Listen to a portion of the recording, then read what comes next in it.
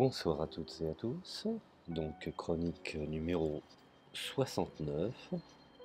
Dans cette chronique, je vais traiter de la condition de la femme, particulièrement dans le monde arabe, dans le monde musulman et dans le monde musulman également en France.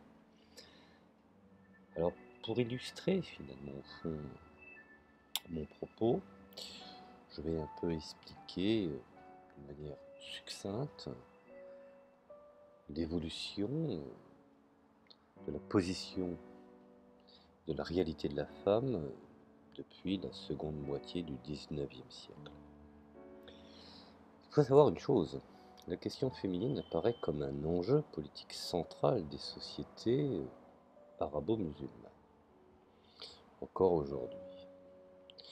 Alors, si on peut statuer sur l'origine du questionnement sur la condition féminine qui émerge lorsque on voit de plus en plus à la lumière de la recherche historique, ce fut précisément, dans ce cas d'espèce, dans l'Empire ottoman et plus précisément en Égypte, où on peut constater une certaine forme de modernisation de l'État et qui commence à prendre des allures de réforme.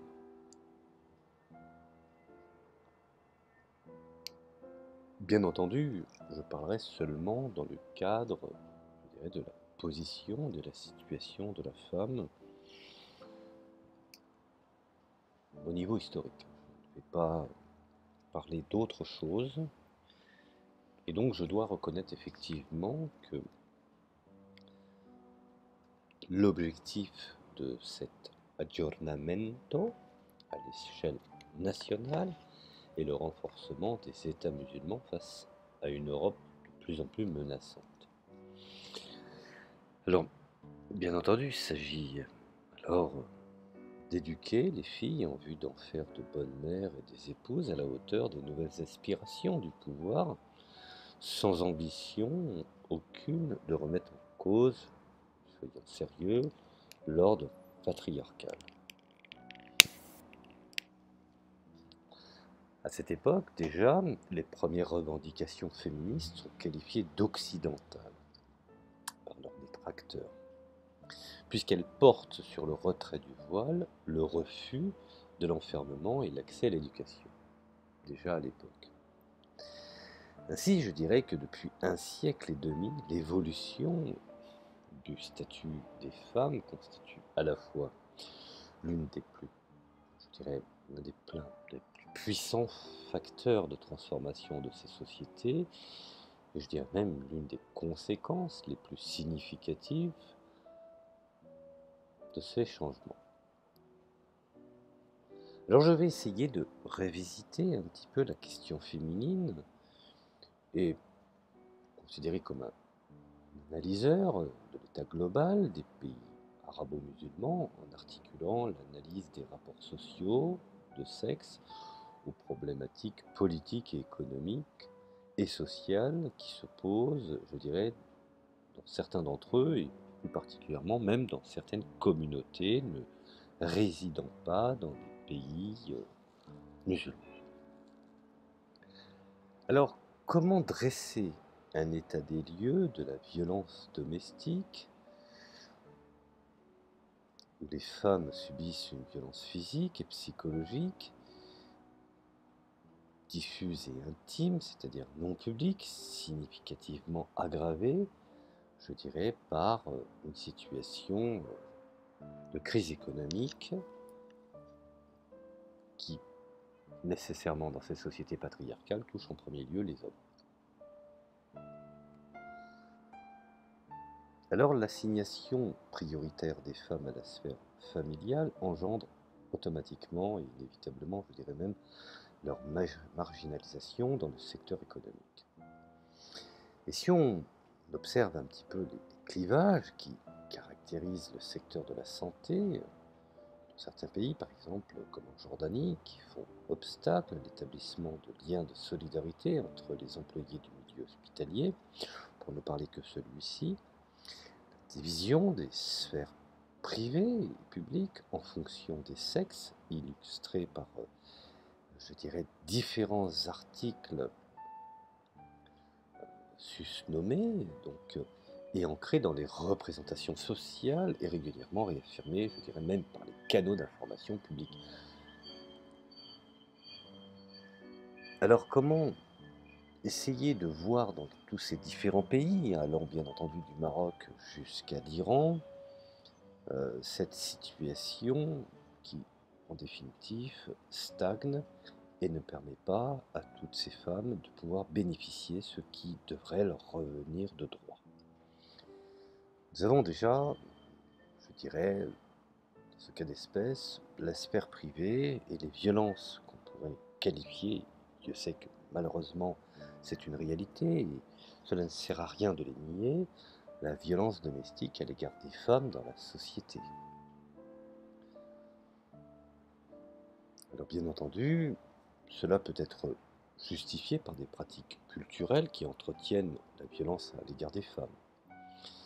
Et cela, effectivement, est une situation qui, malheureusement, peut, pour celui qui finalement au fond observe ces sociétés, s'aperçoit que quand la femme est écartée de la société, c'est une société qui n'évolue pas. Alors, il faudrait bien comprendre que non seulement les faiblesses sont à tous les niveaux, mais elles sont surtout au niveau du législateur. Et donc, il y a des obstacles qui sont, je dirais, réalistes, des obstacles qu'on pourrait qualifier d'internes et d'externes à une protection efficace des femmes, et cela commence bien entendu dès leur tendre jeune âge. Alors quand je parle qu'il existe une série d'obstacles et de défis pour faire face à la recrudescence du phénomène de violence à l'égard des femmes, ces facteurs sont étroitement, je dirais, liés à une situation, comme je viens de le préciser, économique, qui, à mon sens, est désastreuse. Alors, si on regarde bien d'une manière générale et plus profond, il y a ce qu'on appelle les multiples facettes de la hiérarchie qui, même si à l'extérieur ils signent des conventions ou des traités reconnaissant effectivement le droit aux femmes de se réaliser, de s'autodéterminer, il en est tout autre quand il est question d'application, je dirais, rationnelle et intérieure de la nation dans laquelle elles vivent. Ceci étant, il faut reconnaître qu'il y a une certaine forme de paternalisme et de relation de pouvoir. Et cela, effectivement, a des conséquences sur la société dans son évolution. Alors, comment faire en sorte de moraliser les esprits et de permettre à tout à chacun, et surtout dans le cadre de l'éducation des jeunes garçons, de leur faire comprendre que la femme est leur égale. Alors, elle est égale aussi bien dans l'éducation, dans l'instruction, et même dans les métiers qu'ils peuvent, je dirais, exercer, et cela, bien entendu, est un droit fondamental dans des sociétés qui veulent arriver à une certaine forme de démocratie. Pas de démocratie sans la reconnaissance de l'égalité homme-femme.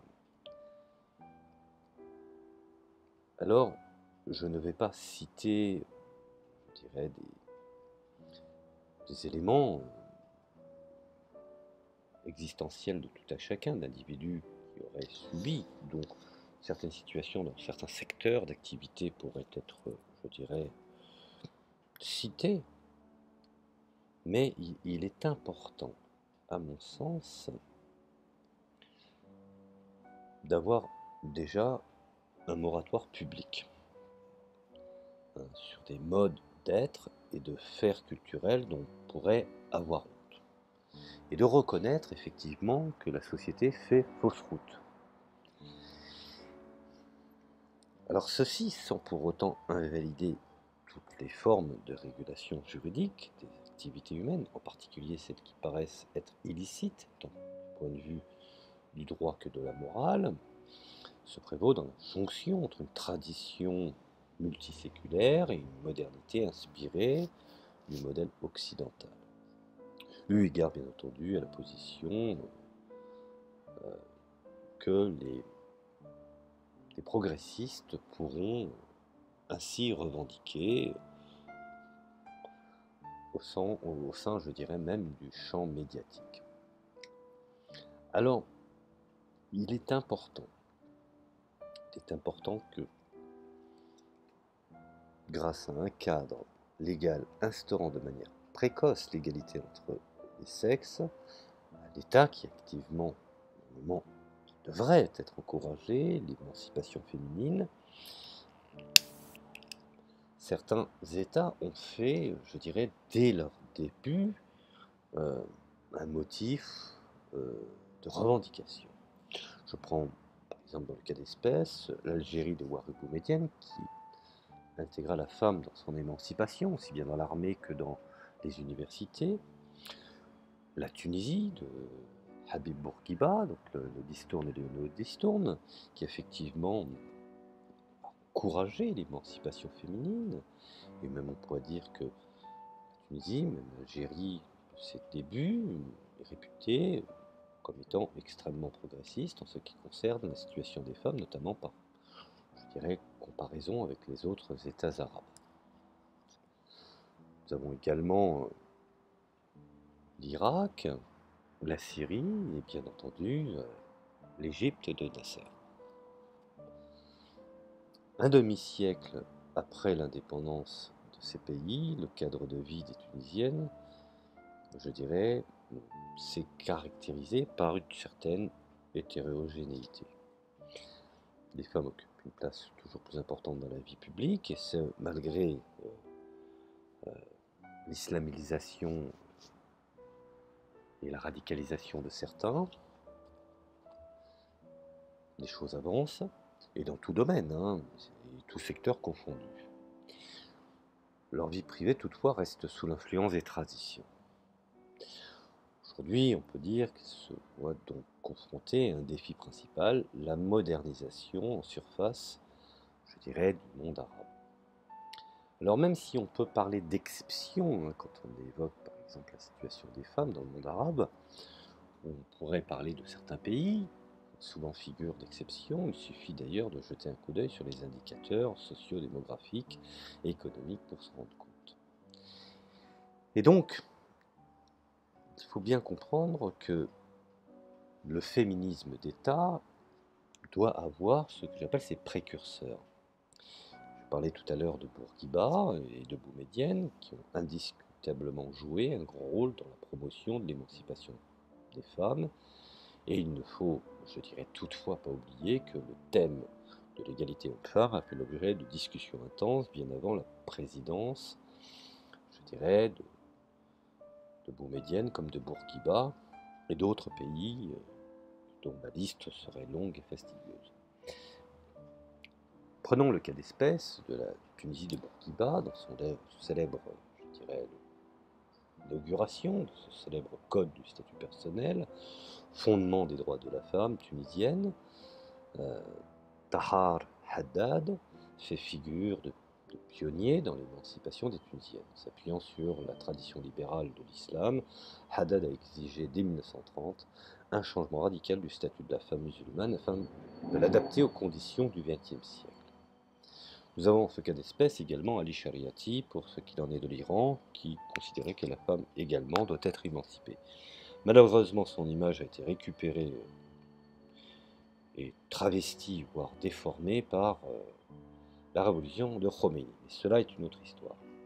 Alors, cette exigence, pour le moins hardie pour l'époque, fit d'autant plus de bruit que Haddad était diplômé de la célèbre université théologique, souvenez-vous, de la Zetouna.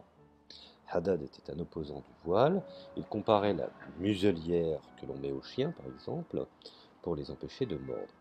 Sa nièce, la féministe Radhia Haddad fut par ailleurs la cofondatrice en 1956 de la plus ancienne organisation féminine de Tunisie, toujours en activité. Alors, la présidence par exemple de Bourguiba de 1957 à 1987, sous son mandat, sous sa présidence, que les droits de la femme furent inscrits pour la première fois dans plusieurs textes de loi. Par exemple, dans la Constitution, où le principe de l'égalité en droit des femmes et des hommes, dans tous les domaines, fut inscrit dès 1959, me semble-t-il. Mais aussi dans la loi sur le travail qui reconnaît aux femmes le droit de travailler, recevoir un salaire et d'être propriétaire. Alors, bien entendu, tout cela a été institué par la volonté de cet avocat que fut Bourguiba et dont capitaine du bateau Tunisie à partir du 13 août 1956, ou soit 3 mois après l'indépendance de la Tunisie, qui a joué, je dirais même, un rôle majeur dans l'émancipation de la femme tunisienne. Le 13 août, d'ailleurs, a été déclaré officiellement Journée de la femme en Tunisie. Le contenu de ce texte légal qui avait pour premier objet de régler les relations familiales et qui définit finalement au fond le statut légal de la femme était somme toute révolutionnaire pour l'époque et surtout dans le monde arabe. La polygamie était officiellement interdite car obsolète puisque les conditions de la société moderne n'avaient plus lieu d'utiliser cette forme, je dirais, de mariage. La femme avait désormais le droit de demander le divorce pour se marier. Il fallait le consentement des deux futurs époux, lequel devait par ailleurs avoir au minimum 20 ans pour l'homme et 17 ans pour la femme.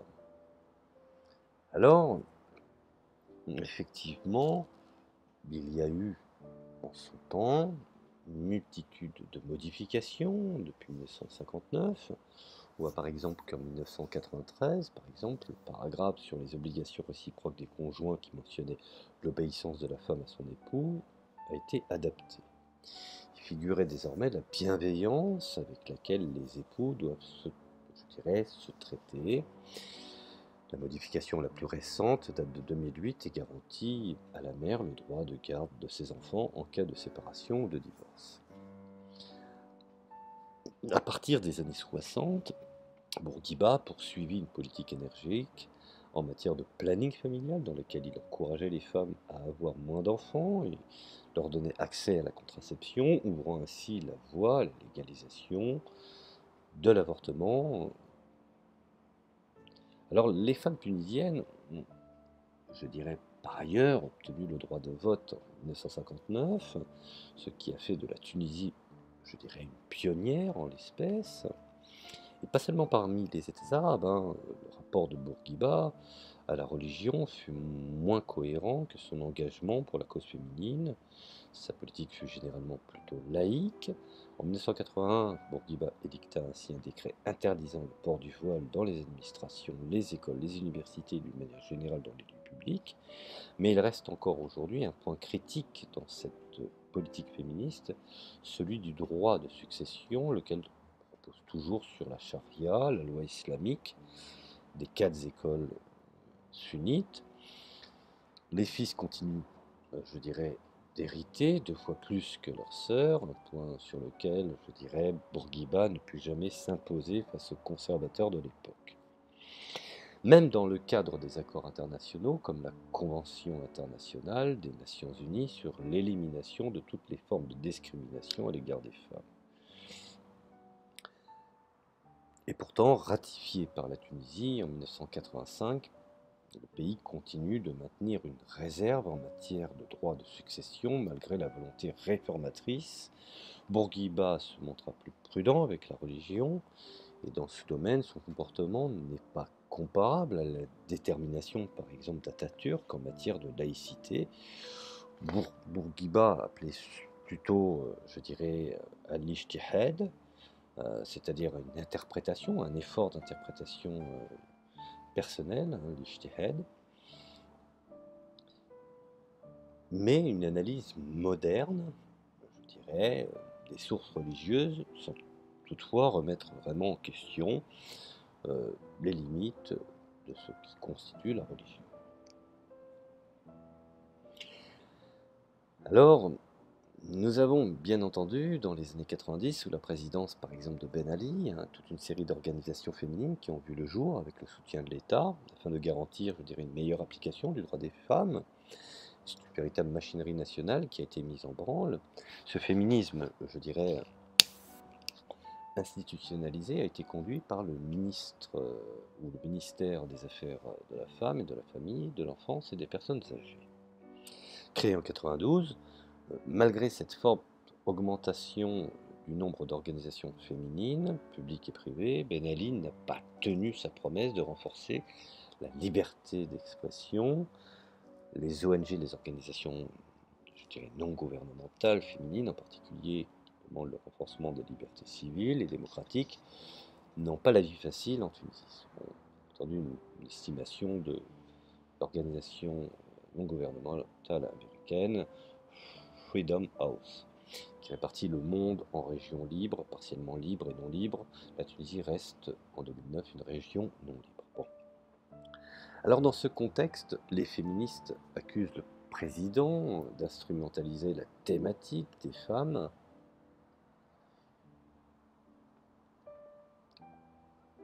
notamment vis-à-vis des pays occidentaux, selon elles, en se présentant comme libérateurs de la femme et garantie de leur dignité, de leurs droits. Ben Ali ne cherche qu'à détourner l'attention des violations des droits humains dans son pays et notamment des graves entraves à la liberté d'expression. Alors toujours selon elle, justifie les violations de la liberté d'expression pour tout prétexte que de menaces islamistes et de lutte contre le terrorisme et utilise les acquis dans, je dirais, le domaine de droit d'une manière générale. La femme pour asseoir la position du régime actuel. Bon, alors, y compris, je dirais, vis-à-vis d'une certaine situation vue de l'extérieur, bien entendu, cette attention que Ben Ali, en son temps, apporte aux questions féminines ne semble pas tout à fait désintéressée. Il faut être honnête là-dessus. Bon, demande expressément aux Tunisiennes qu'elles soutiennent sa politique dans tous les domaines, qu'elles ne dépassent pas les limites légales de l'émancipation, qu'elles assimilent, je dirais, les valeurs religieuses. Et nous en arrivons effectivement au cas d'espèce sur le renouveau de l'islam et dans le contexte international, qui automatiquement, par interdépendance, agit également de facto sur la Tunisie. Et la Tunisie, je dirais, est un pays laïque, mais l'islam y est religion de l'État, ce qui reste encore un problème, à contrario de la Syrie, où effectivement l'islam n'est pas religion de l'État. Alors, comme on dispose de l'article 1 de sa constitution, Ben Ali aime se référer régulièrement à l'identité arabo-musulmane de son pays. C'est là que finalement, au fond, cela lui a coûté assez, je dirais, lui a coûté assez cher.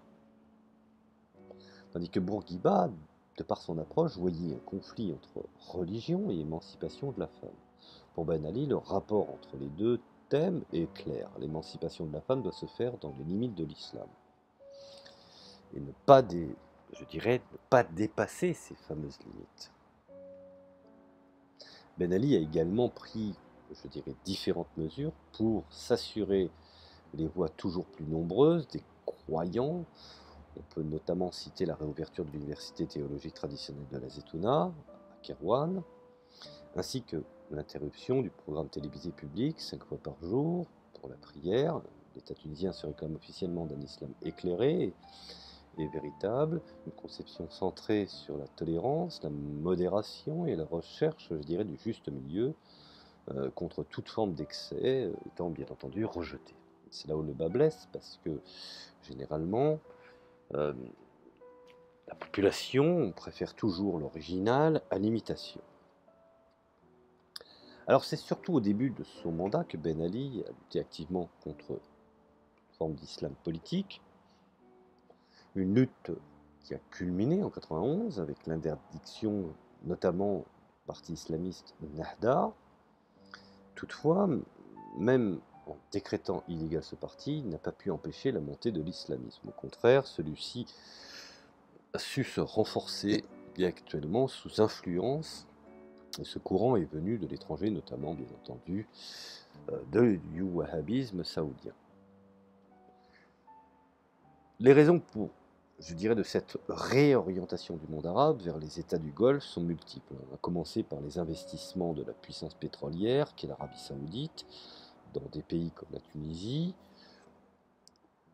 ou le fait que l'Europe ferme toujours plus ses portes aux immigrés d'Afrique du Nord. Cette réorientation est d'ailleurs visible dans le choix des lieux d'études des étudiants tunisiens confrontés aux difficultés croissantes d'obtenir un visa européen. Ils se détournent, je dirais, ils se détournent de l'Europe et se tournent plus facilement et aisément vers l'Arabie saoudite. Donc on admet généralement que ce retour religieux est lié à une question identitaire, une question plus actuelle que jamais, à laquelle sont de nouveau confrontés les musulmans aujourd'hui.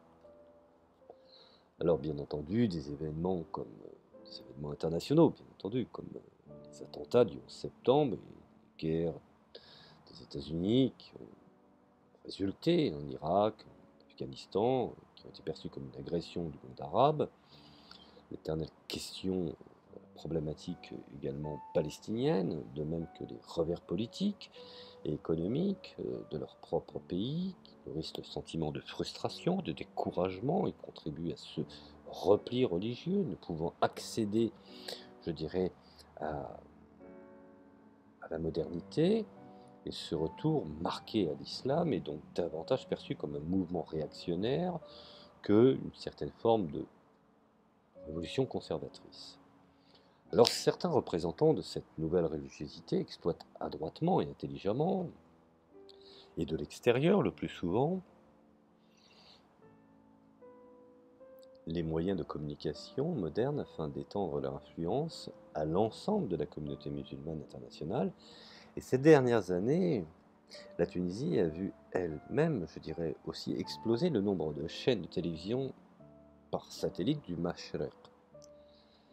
Il existe aujourd'hui 35 programmes religieux dans le pays, autant de plateformes qu'utilisent des prédicateurs populaires comme l'égyptien Amr al-Khaled ou l'imam Youssef al-Qardawi pour prêcher les valeurs d'un islam moderne, sous couvert bien entendu de frères musulmans. Ces émissions attirent des millions de spectateurs dans le monde, dont nombreux Tunisiens également. L'Algérie n'est pas en reste. Pourtant, même en y regardant de plus près, il n'est pas toujours facile de distinguer clairement les différences et surtout les différentes facettes du renouveau actuel de l'islam. Beaucoup de gens ont tendance à faire de l'amalgame, confondre, à juste raison et des fois à tort, une sorte d'islam politique radical, modéré ou moderne. Alors, si l'islamisme n'a pas pu être éradiqué, par exemple, en Tunisie, la majorité des Tunisiens est opposée à l'islam politique, comme beaucoup de populations, également l'Algérie, le Maroc, n'acceptent pas l'islam politique. Mais la situation c'est complexe, et ce qui n'empêche pas finalement au fond les débats de société d'être influencés par la perception moniste qu'ont les islamistes de la femme, une perception qui ignore la diversité de l'image de la femme dans l'islam, selon, je dirais, certains théologiens.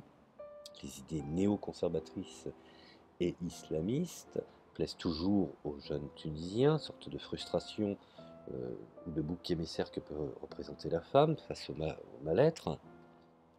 Et au cœur de cette image de la femme, on trouve inévitablement des signes identitaires féminins comme le voile, la virginité, les bonnes mœurs, et notamment, je dirais, l'obéissance à l'homme.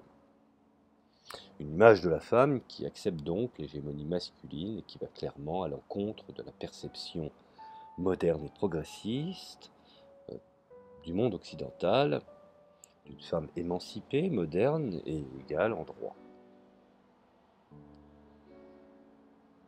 Alors, bien entendu, soyons objectifs, on peut considérer qu'aujourd'hui la femme a des styles de vie tout à fait très différents. Différents facteurs influent sur la vie quotidienne des femmes de manière générale. Tout d'abord, on peut considérer que une partie soumise à une législation très progressiste, grâce à laquelle elles bénéficient traditionnellement de nombreux droits. Ensuite, elles sont soumises à la pression de la société, des normes sociales. Enfin, dans leur quête identitaire, elles sont confrontées à l'islamisation croissante de leur pays. Face à ces trois facteurs, la réaction des femmes diverge fortement, logiquement, et je dirais même leur style de vie diverge aussi, à tel point qu'il est quasiment impossible de parler de la situation de la femme dans le monde arabe. On en rencontre, ce cas d'espèce, tous les types de femmes, de la femme d'affaires indépendante et sûre d'elle à la femme d'intérieur dévote. Bon. Et ce choix, je dirais, du mode de vie des femmes du monde arabo-musulman et leur capacité même à faire un choix, je dirais, dépendant, hum, dépendent également, je dirais, des deux facteurs, l'un socio-économique et l'autre géographique. Pour une femme vivant à la campagne, par exemple, il est nettement plus difficile de se départir de son rôle traditionnel et de suivre une bonne formation pour une femme de la capitale, par exemple. Cette disparité s'observe également entre le nord et le sud du pays. Bien que la pauvreté ait fortement chuté au cours des 40 dernières années, car il faut être honnête, la Tunisie de Bourguiba, par exemple, et de Ben Ali avait fait énormément d'efforts dans son évolution et de sa modernité.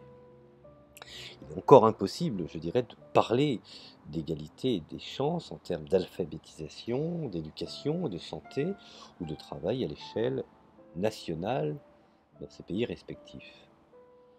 Alors la relation des femmes arabes à l'islam peut être aussi qualifiée d'hétérogène. Prenons l'exemple du voile. Le port du voile obéit à des motivations, je dirais, différentes. Les femmes qui le portent de leur plein gré sont d'ailleurs toujours plus nombreuses. Ces partisanes y voient un signe de liberté et de foi. Ces détractrices, un symbole d'oppression. Certaines femmes portent le voile par véritable conviction religieuse. Pour d'autres, les motivations sont plutôt d'ordre pragmatique. Souvent, les femmes non voilées taxent les femmes voilées d'hypocrisie. Elles considèrent le voile comme un phénomène, je dirais, de mode, comme un moyen pour arriver à ses fins, appeler un mode de protection, ou un mode d'identité bien prononcé, ou de revendication. Elle reproche par exemple aux femmes célibataires plus âgées de porter le voile pour trouver plus facilement un mari selon la règle établie de la tradition. Le port du voile constitue parfois aussi un signe de révolte d'une adolescente vis-à-vis de sa mère laïque, par exemple.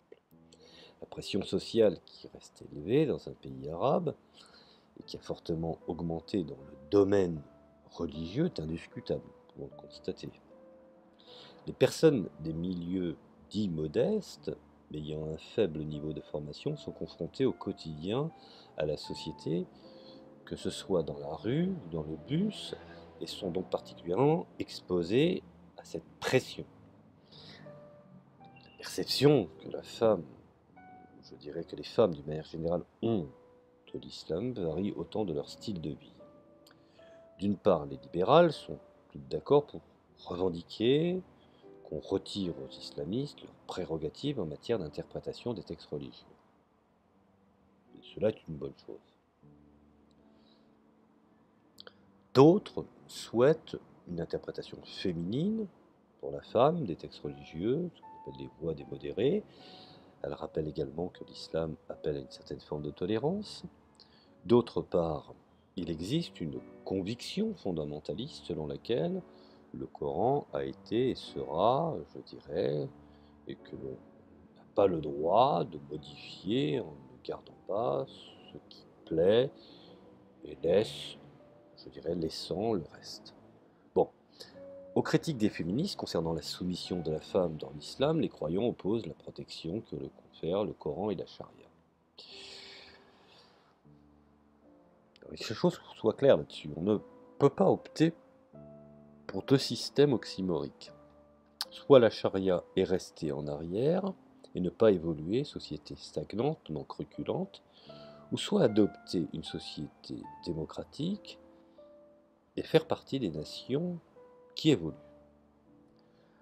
Alors, le seul point commun des femmes arabes du monde musulman, toutes les couches, je dirais, socio-professionnelles confondues, leur liberté d'expression est largement entravée, il faut être honnête. Elles sont particulièrement touchées, les femmes issues des milieux intellectuels, journalistiques, universitaires, mais aussi les femmes médecins, artistes. Ces dernières sont confrontées à des difficultés diverses. Je ne parle pas, de manière générale, des femmes qui ont pour métier la danse ou, je dirais, le monde artistique. Alors, effectivement, on peut, dans ce cas d'espèce, constater qu'il y a une répartition des rôles tenace. Aussi différentes que ce soit les vies des femmes arabes d'une manière générale, en dehors de leur maison, la plupart d'entre elles sont confrontées dans la sphère privée aux mêmes difficultés, à savoir la persistance de la répartition traditionnelle des rôles. On peut également faire ce que je dirais la distinction entre, d'un côté, la modernisation et l'égalité économique, juridique et politique de la femme, et de l'autre, sa véritable et profonde émancipation du cadre social normatif. Si la modernisation de la femme ne semble pas vraiment poser, je dirais, de problème et bénéficie de soutien de la plupart des hommes, l'émancipation par rapport au rôle traditionnel de la femme à la maison semble, elle, beaucoup plus difficile. Nombreux sont les hommes à souhaiter une épouse moderne, ouverte et active, bien installée dans la vie professionnelle, mais qui parallèlement jouent à la maison le rôle de leur, je dirais, de leur mère, c'est-à-dire qui s'occupe de toutes les tâches domestiques. Dans ce domaine, il appartient aussi aux mères de s'engager pour faire évoluer les mentalités, ce qu'elles ont l'opportunité de faire dans le cadre de l'éducation de leurs enfants, par le rôle central qu'elle joue dans la famille, et ce cadre social normatif est davantage imposé par les mentalités et les traditions des pays et des régions. Les islamistes sont eux aussi responsables de la persistance, de la stagnation de la situation actuelle, de la capacité de pouvoir faire partie des nations développées, revendications féministes pour plus d'égalité. Ils opposent la complémentarité des sexes, qui se justifie par des différences biologiques immuables. Leurs argumentations visent à cimenter la répartition traditionnelle des rôles, la remise en question par certaines femmes du modèle islamique, de leur rôle est perçu par les islamistes comme une menace de leur société masculine, comme une trahison identitaire majeure. Pour les femmes, cette situation constitue une double charge. Pour des raisons économiques, les femmes du monde arabe sont en effet souvent tenues d'aller travailler du fait de la répartition des tâches à la maison et de la pression sociale. Elles ne peuvent profiter comme les hommes des possibilités qui s'offrent à elles. Et cette mentalité constitue un frein non seulement à l'égalité des chances, mais aussi à la liberté des femmes. Dès qu'il fait nuit, les femmes doivent se faire accompagner par un homme, et les femmes qui vivent seules sont mal vues. Je dirais, ce sont des rapports qui sont établis. Alors, bien entendu, en guise de conclusion, dire que les propositions politiques n'ont que peu d'effet sur, je dirais, si elles ne reconnaissent et ne tiennent compte de cette réalité sociale, et c'est dans ce domaine que ciblent, je dirais, les récents efforts qu'il faudrait faire pour lutter contre les stéréotypes féminins, avec pour objectif, bien sûr, de faire évoluer les mentalités, je ne cesse de le dire, et les comportements. Ici, bien entendu, en ce cas d'espèce, la sensibilisation se fait au niveau de l'enseignement, par le biais de programmes d'information, aussi bien à l'école, à la télévision, à la radio, Ces programmes portent en premier lieu sur les questions pratiques du quotidien, comme la répartition équitable des tâches domestiques, la communication pour régler les conflits au sein du couple et la gestion commune du budget du ménage. Bon. Tout cela, bien entendu, est un élément fondamental pour pouvoir permettre à la société non seulement de s'émanciper, mais également de se développer. Alors voilà, j'ai voulu faire une petite, je dirais, explication rapide. J'ai pris effectivement ce cas d'espèce, les pays du Maghreb, qui me semblent être des exemples dans, je dirais, dans leurs préliminaires. Malheureusement, je constate avec stupeur que les pays du Golfe y ont mis leurs mains depuis à peu près les années 90 et qu'ils sont essayant d'islamiser des sociétés qui étaient parties pour se développer, s'émanciper, et finalement c'est à eux qu'ils se font du bien. Parce qu'ils veulent absolument qu'il n'y ait aucune société qui puisse leur faire de l'ombre. De rester les leaders et les interlocuteurs privilégiés de l'Occident. Pour preuve, les pays, je cite, le Qatar, l'Arabie Saoudite, les Émirats Arabes, sont des exemples éloquents en cas d'espèce, afin de faire en sorte que les États arabes ne se développent pas, et soient bien entendu sous leur coupe et sous leur décision.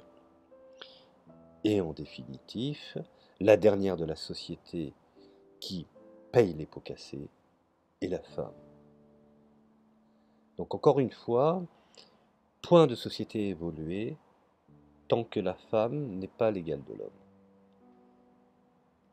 Voilà, je vous remercie de m'avoir écouté. Je sais que je vais faire grincer les dents de pas mal d'individus, mais c'est factuel, c'est une réalité. Je vous remercie de m'avoir écouté. Je vous dis à la prochaine chronique.